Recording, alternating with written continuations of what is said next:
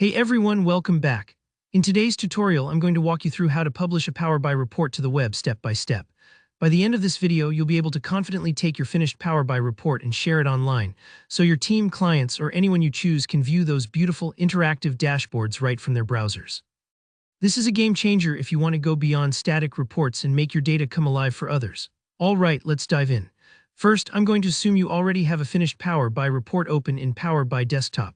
If you're still working on the design or the data, feel free to pause and come back once you're ready.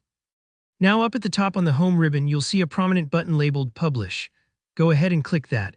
What this does is initiate the process of exporting your report from your local machine to the Power BI service online, making it accessible from anywhere. Now here's a quick tip. If your report hasn't been saved yet, Power BI will prompt you to save your work first. This is important because it ensures that the very latest changes you've made are included in what gets published. So if you see that Save dialog pop up, just take a moment to hit Save, even if you think you've already done it. Sometimes those last-minute tweaks slip through, and you always want your published version to be the final edit. Once you've saved, you'll be presented with a window asking where you want to publish your report. Here, where you choose the destination workspace. For most folks, My Workspace is a safe default option, especially if you're just getting started or sharing internally. But if you're part of a team or organization with different workspaces, maybe you have a workspace for sales or one specifically for client dashboards, you can pick whichever makes sense for your audience. Simply click on your preferred destination. Don't worry if you're not sure which workspace to choose, you can always move or republish later if needed. With your workspace selected, go ahead and press Select. Power BI will begin uploading your report to the cloud. This process can take a few moments, especially if your report has a lot of visuals or data. You'll see a status bar as it does its thing. If the publish is successful, you'll get a confirmation. It's a good sign that everything worked as intended. To double-check that your report is now live in Power BI, you'll get an option right there to open it online.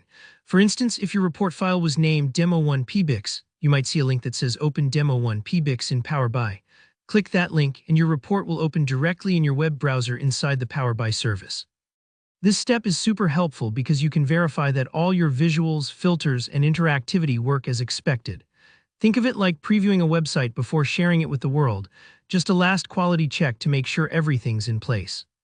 And that's it, you've successfully published your Power BI report to the web. From this point, you can further customize sharing options, create shareable links, or embed dashboards as needed. But for now, you've conquered the most essential step. If you found this walkthrough helpful, please hit that like button and let me know in the comments if you have any questions or if you'd like a deep dive on Power BI sharing and permissions. And don't forget to subscribe so you never miss a tutorial. There are plenty more tips coming your way. Thanks for watching and see you in the next video.